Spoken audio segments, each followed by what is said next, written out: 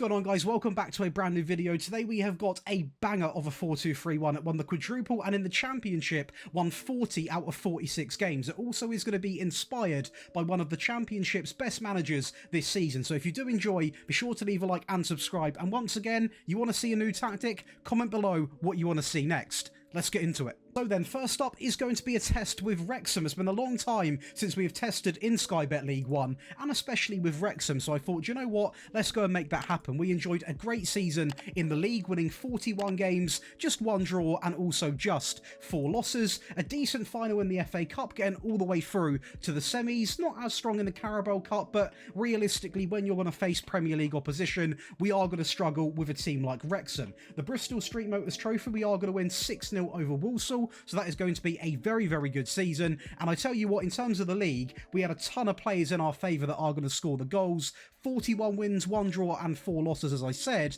And we are going to be your top goal scorers. We are going to have the most shots, we are going to have the most dribbles, and defensively, we are absolutely clear of everybody. So a very, very solid system with great pass completion, also very good possession. Not as good as Birmingham, but then Birmingham were nowhere near our goal scoring. So we sacrificed a little bit of possession to have a ton more goals and won a ton more games. I mean, there is no team that is close to 2.7 points per game. So really, really impressive to see. When we actually go to the data hub, for example, we can also see 3.28 goals a game, only 0.78 conceded, bang on 17 shots a match as well, a tidy pass completion, and a good tackle win ratio. Now, this tactic will never go and score you 6 goals a game because it is a really well balanced, put together system. But if you want to win games consistently with any team, this is where you want to go. And then over to that wonderful quadruple winning season where Garnacho is going to be Manchester United's best player.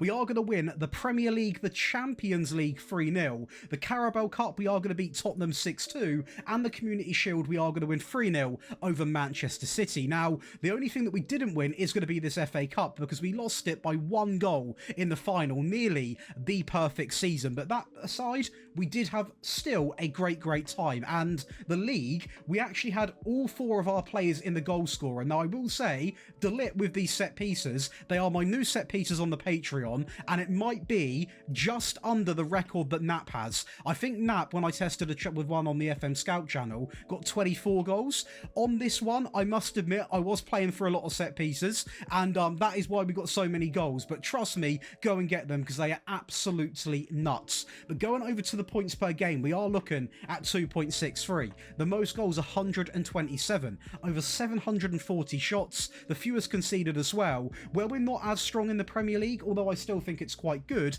is we are now going to be in 5th place for possession with 55%. Pass completion down in 6th place as well. But I mean, look at this. Factor in a 4 trophy win, a very, very good season. Only really, well, we lost 4 games, 1 draw, and then of course 33 wins there as well. A great time, and I mean, the data hub, really, really good as well. 3.34 goals a game, 0.68 conceded, a very good pass completion, although not as strong as your Cities, etc, etc. But to be honest with you, it had no impact on what we won. So for me, I'm not going to be annoyed. And that Champions League final, we are going to get a chance to see these new set pieces in action as the near post has been scrapped and we are going to go far post because it seems to work really well. I will be honest, I don't really know when that sort of come into play, but I've recently tweaked my set pieces and they are now absolutely incredible. And I tell you what, Garnacho probably had the best season I have ever seen in this game, in this save. A great goal there, and to finish it off, a penalty past Manuel Neuer.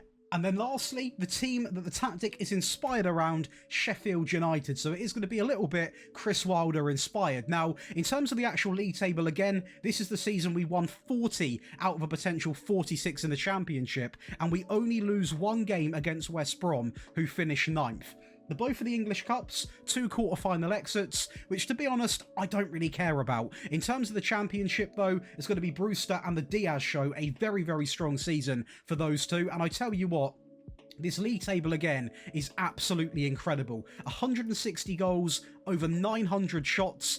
Pass completion, we are going to be down in 6th place, and possession, we are going to be in 4th place. But I mean, 57% is still very high for possession, and we're still scoring loads of goals. We're having loads of dribbles as well.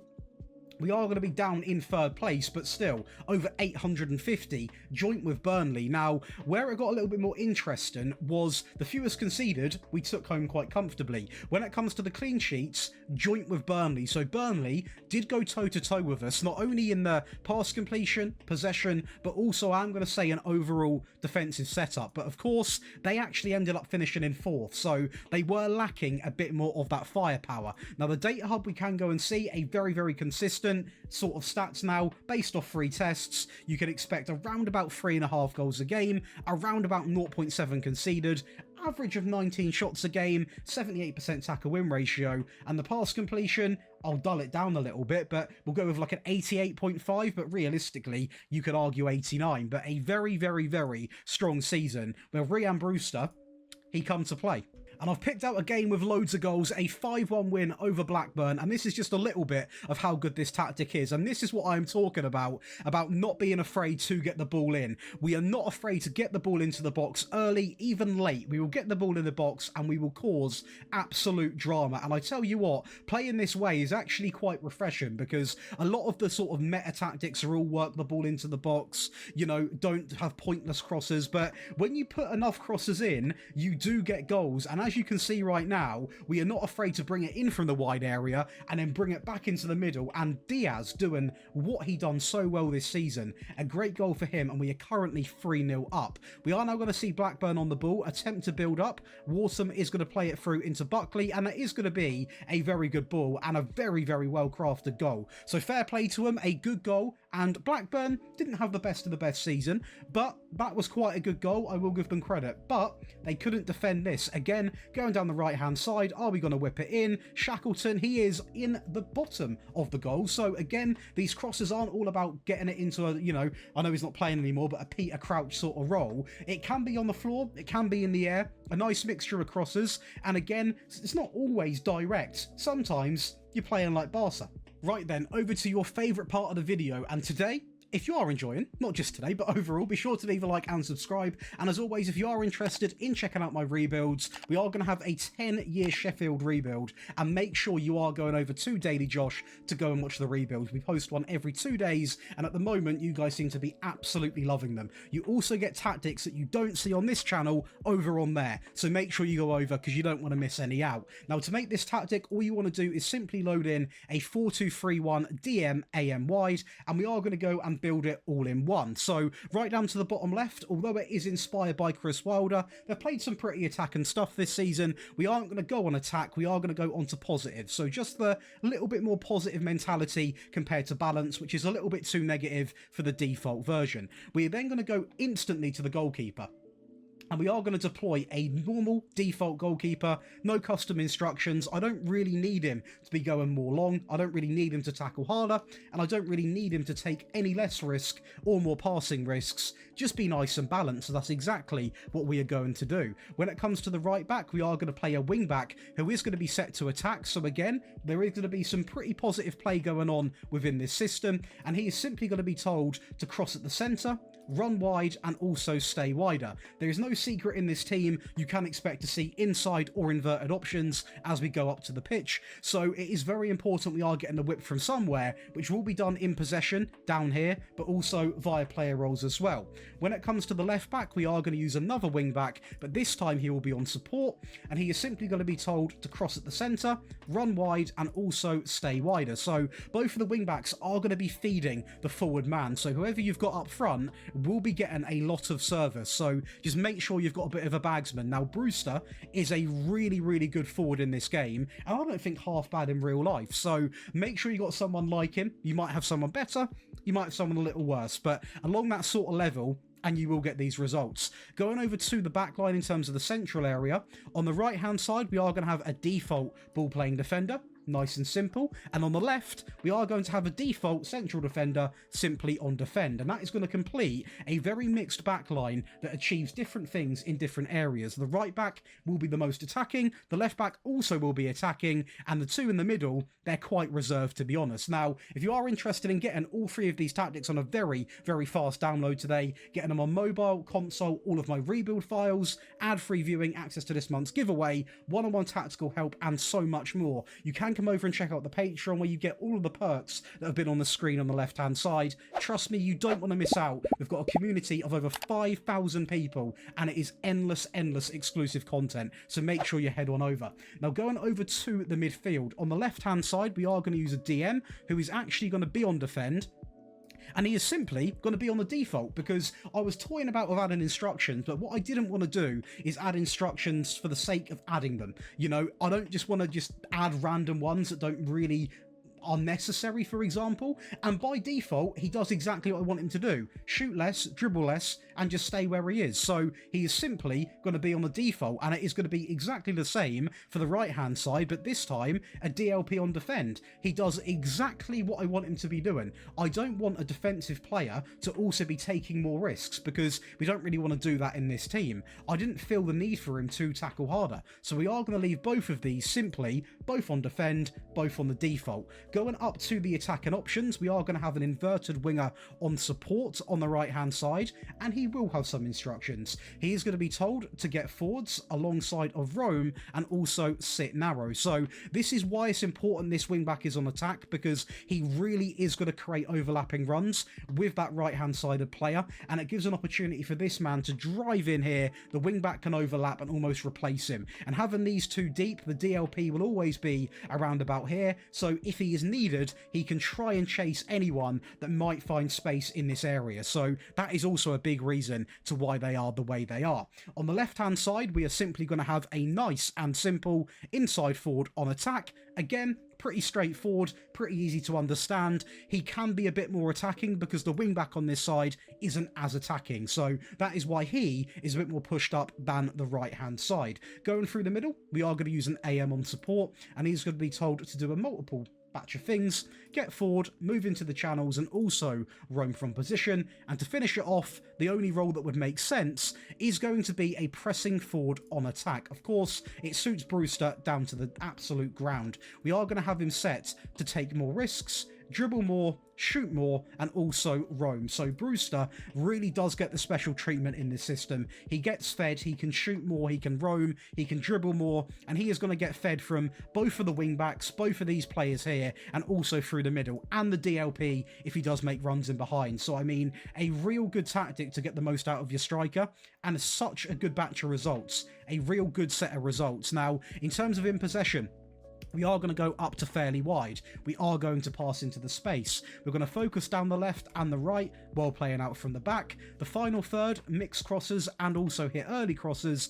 Very, very key you have mixed crosses on, because you're going to get so many balls into the box. You don't just want to be a one-trick pony and say it doesn't work, you can't do anything else. So have them mixed on is literally a must. We are also going to run at defense, the tempo up by 1, and the passing is going to go down by 1. Now, just because it is on shorter, that doesn't mean you won't go direct. When you've got pass into the space on and also hit early crosses, you still can get away with playing quite a direct style while also having shorter on, which I quite like, because that means the passing between this area here, the back four, and the DMs will be quite reserved, but when there is a good attacking option, we will get the ball into the box, and we are not afraid to do it.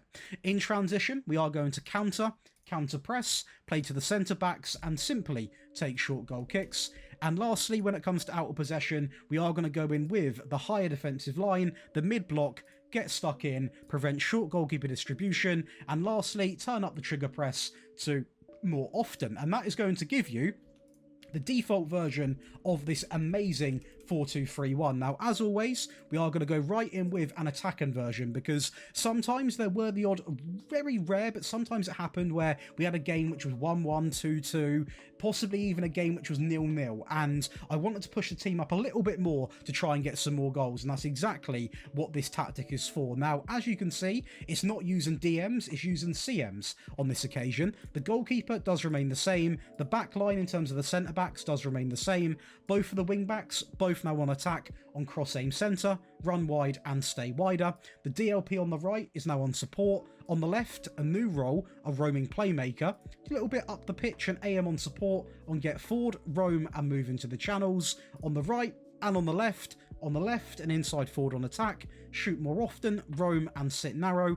On the right, shoot more often, roam and also sit narrow. And to finish it off, we are going to go with a pressing forward on attack with the exact same instructions. Now, because we've changed so much to the tactic, we didn't really need to also change the mentality. And as you can see, it's very similar to the previous one. So I've already got it loaded in so you can see the bit of a change, and that is going to be simply upping the tempo a little bit. You know, that's pretty much it. So not much change, therefore I thought I'll have it already loaded in so you can see. The only change is upping the tempo by 1. In transition, again, not too much to talk about. Counter press, distribute quickly, play to the centre backs and take short goal kicks. And lastly, out of possession, the much higher defensive line, the high press, get stuck in, prevent short goalkeeper distribution and a maxed out trigger press. So quite a fair bit of change in that regard. We have gone really attacking, but it does give you a much more advanced system of this 4-2-3-1.